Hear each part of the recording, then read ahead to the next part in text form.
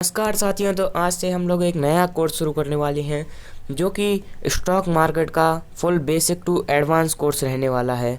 इसमें हम आपको बेसिक से लेकर एडवांस तक की हर एक चीज़ सिखाएंगे जिससे आप स्टॉक मार्केट को एकदम मास्टर कर सकते हैं। अब आज हमारा लेक्चर नंबर फर्स्ट है इस कोर्स का, और ऐसे ही रोज़ लेक्चर आते रहेंगे। हर वीकेंड पर एक या फिर 2 लेक्चर मिला करेगा आपको बस कुछ नहीं करना है। हर वीकेंड पर 15 या फिर 20 मिनट इन्वेस्ट करने हैं अपने, और आपका जो स्टॉक कुछ दिनों बाद आप एकदम स्टॉक मार्केट में परफेक्ट हो जाएंगे। अभी हम एकदम बेसिक्स से शुरू करेंगे, कुछ टर्म्स को देखेंगे 2-3 दिन तक। फिर उसके बाद हम आपको फंडामेंटल एनालिसिस सिखाएंगे। फंडामेंटल एनालिसिस में लगभग मैं आपको बताता हूँ 15 डेज़ लगेंगे, और 15 डेज़ या फिर 20 डेज़ में आप लोग फिर टेक्निकल एनालिसिस करेंगे अपना पूरा। तो ऐसे इस सीक्वेंस में हम लोग अपने कोर्स को कंप्लीट करने वाले हैं, तो लास्ट तक बने रहिएगा वीडियो में। और सबसे पहले जो अपना क्वेश्चन आता है शेयर मार्केट में, वो होता है व्हाट इज़ शेयर मार्केट। जो बिल्कुल भी नहीं जानते हैं, कुछ भी नहीं जानते हैं, अभी तक मेरा वीडियो नहीं आ पाया, तो आपको उसकी टेंशन नहीं करना है, क्योंकि अब मैं रेगुलर वीडियो अपलोड किया करूँगा।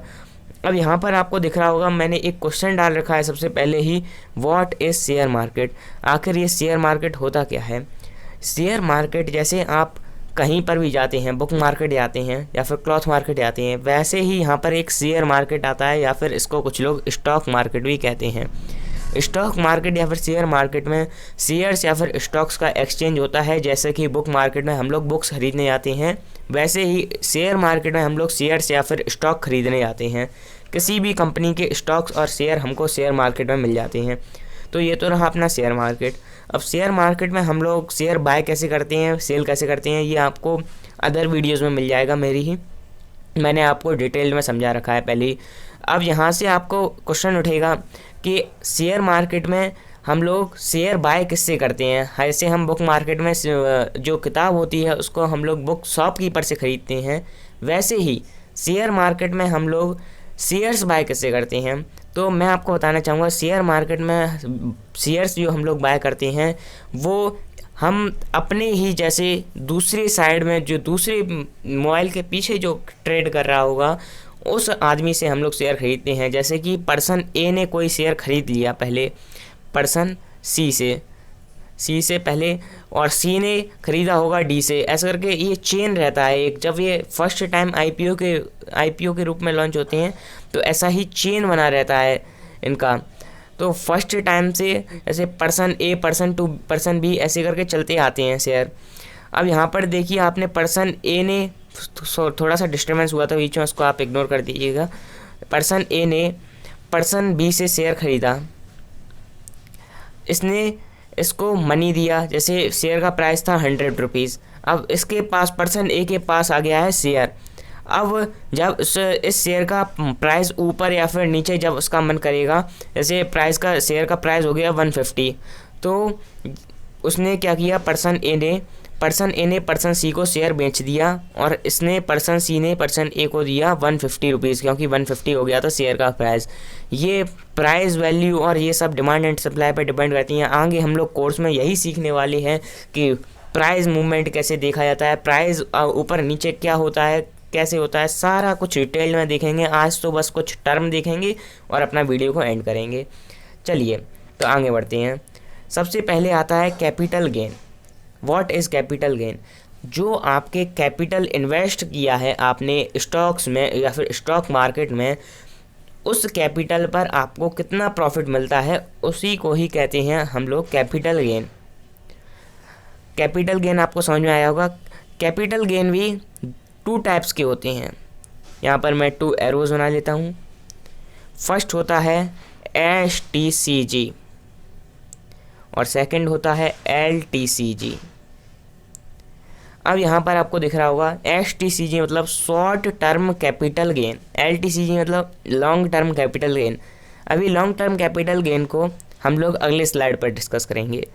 शॉर्ट टर्म कैपिटल गेन पर आते हैं। शॉर्ट टर्म कैपिटल गेन में क्या होता है, आपने किसी भी स्टॉक को ख़रीदा और विद इन वन ईयर आपने उस स्टॉक को सोल्ड कर दिया, तो जो आपका गेन बनेगा वो उसको हम लोग कहेंगे, जो आपका फ़ायदा बनेगा, प्रॉफिट होगा, उसको हम लोग कहेंगे short term capital gain. Okay, अब आती है बारी लॉन्ग टर्म कैपिटल गेन की। अब ऐसे यहाँ पे मैंने पहले से डाल रखा था, सॉरी, अब ये आपको नोट्स में मिल जाएगा। Long term capital gain, long term capital gain क्या होता है? इसमें हम लोग 2-3 चीज़ डिस्कस करने वाले हैं। लॉन्ग टर्म कैपिटल गेन पहले है आपका फुल फॉर्म, और फिर इस पर टैक्सेस कितने लगते हैं। ये हो गया अपना 1 ईयर से ज़्यादा हम लोगों ने शेयर को रखा है, जैसे हम लोगों ने रखा 1.5 ईयर शेयर को होल्ड किया, और उस शेयर पर जितना फ़ायदा हुआ उसको हम लोग कहेंगे लॉन्ग टर्म से कैपिटल गेन। मतलब 1 ईयर से ज़्यादा, चाहे कितना भी हो सकता है, 100 साल, 1000 साल, जितना आप रखना चाहें। वैसे इतना तो कोई रखता नहीं है, आप रख सकते हैं 1-2 साल, 3 साल, 4 साल, जितना आप रखना चाहें उतना रखिए। और फिर आप जब शेयर को सोल्ड करेंगे तो आपको जो गेन मिलेगा उसे कहेंगे हम लोग लॉन्ग टर्म कैपिटल गेन। अब ये देखिए, मैंने एक नीचे एक स्क्रीनशॉट लगा रखा है, एकदम ओरिजिनल स्क्रीनशॉट है, इसलिए मैं आपको स्क्रीनशॉट प्रोवाइड कर रहा हूँ, वरना लिख देता। तो ये क्या होता है, ये टैक्सेस होता है। लॉन्ग टर्म LTCG पर टैक्सेस लगते हैं या फिर नहीं? हाँ, LTCG पर टैक्सेस लगते हैं, लेकिन 2022 के बजट के पहले इस पर टैक्सेस नहीं लगते थे। मतलब 1 लाख के अंडर टैक्सेस नहीं लगते थे। अब इस पर टैक्सेस लगते हैं, जो कि आपकी इनकम पर डिपेंड करता है। लॉन्ग टर्म कैपिटल गेन पर अब टैक्सेस लगते हैं, जो कि पहले नहीं लगा करते थे। अब आगे चलते हैं, अगली स्लाइड को देखेंगे हम लोग। अब यहाँ पर हम लोग LTCG और FD के बीच में डिफरेंस पता करेंगे कि हम लोगों को कुछ जो स्टॉक मार्केट है उसमें फ़ायदा भी हो रहा है कि नहीं। अब यहाँ पर देखिए, LTCG में टैक्सेस लगते हैं। पहले LTCG में बहुत फ़ायदा हुआ करता था कि आपको LTCG जैसे STCG में टैक्स लगता था पहले सिर्फ, अब LTCG में भी टैक्स लगते हैं। अब आदमी क्या करता, पहले आदमी क्या करता था कि LTCGs को ख़रीद लिया करता था और मतलब 1 साल से ज़्यादा होल्ड कर लिया करता था, तो वो बन जाता था, उसका जो गेन होता था उस पर टैक्स बिल्कुल नहीं लगता था। और जो उसका कैपिटल हुआ करता था पहले से ही, जैसे आपने 1000 रुपये इन्वेस्ट किए, उस पर 22 रुपये का प्रॉफिट हुआ, तो आपकी प्रॉफिट पर टैक्स नहीं लगेगा। और ये अगर आपने इन्वेस्ट किया है तो ये तो पहले से ही टैक्स जो वैल्यू है, तो इस पर तो कभी टैक्स नहीं लगता है। सिर्फ और सिर्फ गेन पर टैक्स लगता है, चाहे कहीं चले जाइए आप, सिर्फ और सिर्फ गेन पर टैक्स लगेगा। अब FDs में क्या होता है कि आपके गेन पर टैक्स लगता था पहले भी और अभी भी लगता है। LTCG में 2022 के बजट के पहले नहीं लगता था, और अब 2022 के बजट के बाद लगने लगा है। इंडिया की बात कर रहा हूँ मैं। अब यहाँ पर LTCG और FD में डिफरेंस ज़्यादा नहीं है, बस क्या रहता है, लो इंटरेस्ट रेट इनका रहता है। इंटरेस्ट रेट होता है वो लो होता है यहाँ पर FDs में, और इसमें जो इंटरेस्ट रेट रहता है वो हाई रहता है। ओके, यहाँ पर हाई इंटरेस्ट रेट, यहाँ पर लो इंटरेस्ट रेट। बस इंटरेस्ट रेट में यहाँ पर हाई हमेशा नहीं रहता है, ये अनसर्टेन कंडीशन रहती हैं। यहाँ पर आपको लॉस भी हो सकता है, लेकिन यहाँ पर आपको लॉस कभी नहीं होगा FDs में। यहाँ पर आपको अगर प्रॉफिट मिलेगा तो हाई प्रॉफिट मिलेगा, या फिर मीडियम प्रॉफिट भी मिल सकता है और लो प्रॉफिट भी मिल सकता है। लेकिन यहाँ पर आपको सिर्फ एक ही चीज़ डिफाइंड है। अगर आपको थोड़ा सा हाई लेवल पर जाके इन्वेस्टिंग करना है तो आप मतलब स्टॉक मार्केट में प्रेफर कीजिए, वरना आप एकदम सेफ इन्वेस्टिंग करना चाहते हैं कहीं, तो आप FD में जा सकते हैं। लेकिन वहाँ पर आपका पैसा बहुत ही धीमे ग्रो करता है, इसलिए FDs को इतना अच्छा नहीं माना जाता है। FD से अच्छा म्यूचुअल फंड अपने होते हैं। चलिए, तो अगले टॉपिक पर चलते हैं और अगले टॉपिक पर देखते हैं क्या होगा।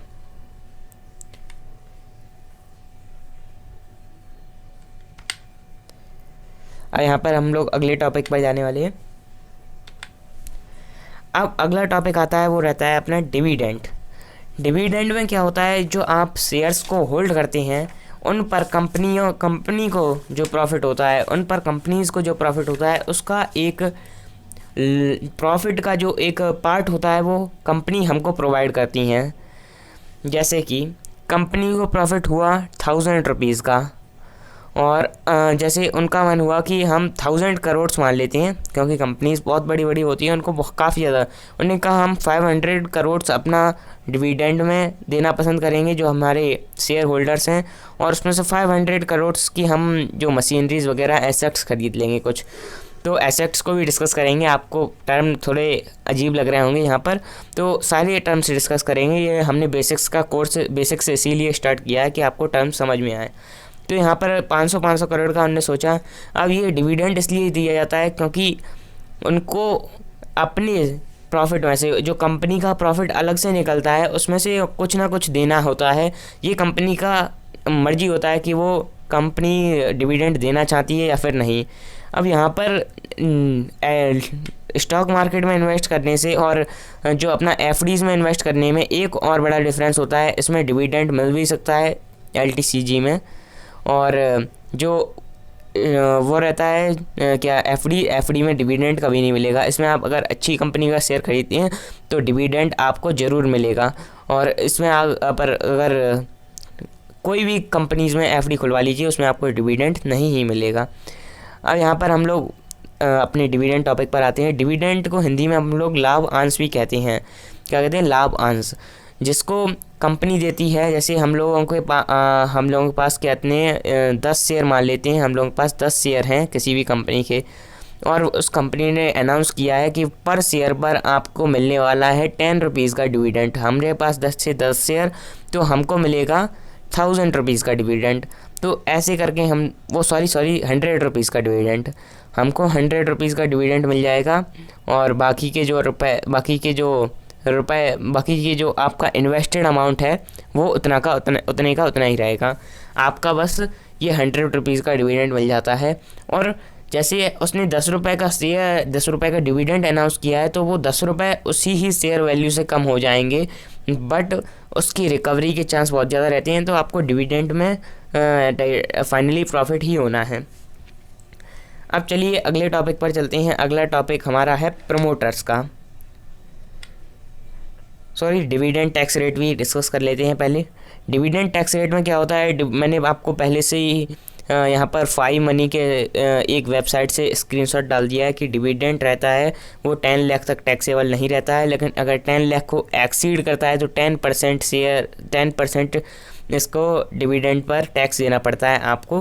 तो 10% जैसे आपका था 10 लाख ही मान लेते हैं, 10 लाख था आपका कुछ, तो आपको इसका 10% रुपये टैक्स देना पड़ेगा। वैसे इतना ज़्यादा डिविडेंड आप अगर बहुत ही ज़्यादा हाई ट्रेडिंग करते हैं तो आपको इतना ज़्यादा डिविडेंड मिलेगा, वरना आपको इतना ज़्यादा डिविडेंड नहीं मिलता है। चलिए अगले टॉपिक पर मूव करते हैं, वो रहेगा अपना प्रमोटर्स का।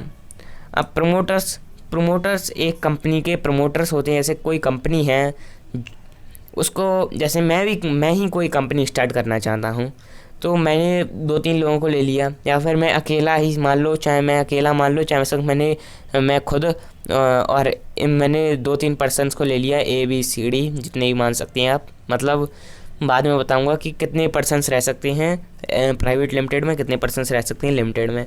तो पहले मैं मान लेता हूँ कि प्रमोटर्स मैं खुद हूँ, और ABCD वाई मैं खुद हूँ, और ABCD ये बाकी के प्रमोटर्स हैं।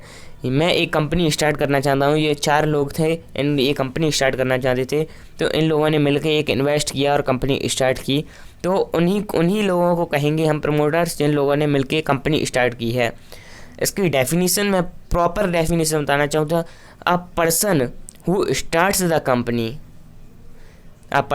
Starts the company is known as the promoter of the company. मतलब एक पर्सन जो कंपनी को स्टार्ट करता है उसे ही हम लोग कहते हैं promoter of the company.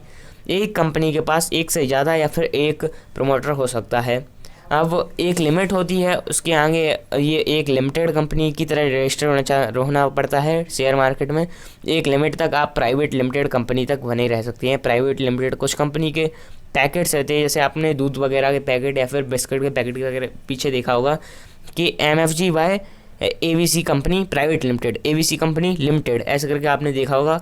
Example company limited, example company private limited.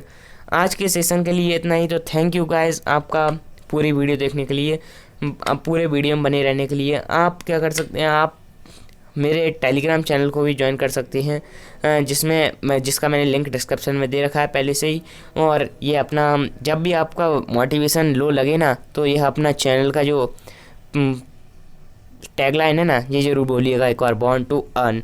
तो ये मैंने टैगलाइन बनाया है, मैंने कहीं पर नहीं देखा है, मतलब इस टैगलाइन को कॉपी नहीं किया है, मैंने देखा नहीं था, अभी भी मुझे पता नहीं है, मैंने एक बार भी सर्च नहीं किया है कि बॉर्न टू अर्न टैगलाइन है किसका। मेरे दिमाग में आया कि ये अच्छा मोटिवेशनल टैगलाइन हो सकता है, तो एक बार आप इसको ज़रूर, जब आप लो मोटिवेशन फील करें कि मुझे नहीं करना ये स्टॉक मार्केट वगैरह, तो आप ये ज़रूर बोलिएगा एक बार बॉर्न टू अर्न, आपके दिमाग में एकदम कॉन्फिडेंस आएगा। हैशटैग बॉर्न टू अर्न, तो hashtag born to earn comment box को हैशटैग बॉर्न टू अर्न से भर दो, और जल्दी से जल्दी इस वीडियो को लाइक कर दो, शेयर कर दो, इससे ज़्यादा से ज़्यादा लोगों तक ये वीडियो पहुँच पाए, ज़्यादा से ज़्यादा लोग शेयर मार्केट के बारे में सीख पाएँ। Thank you for watching, bye bye, signing of.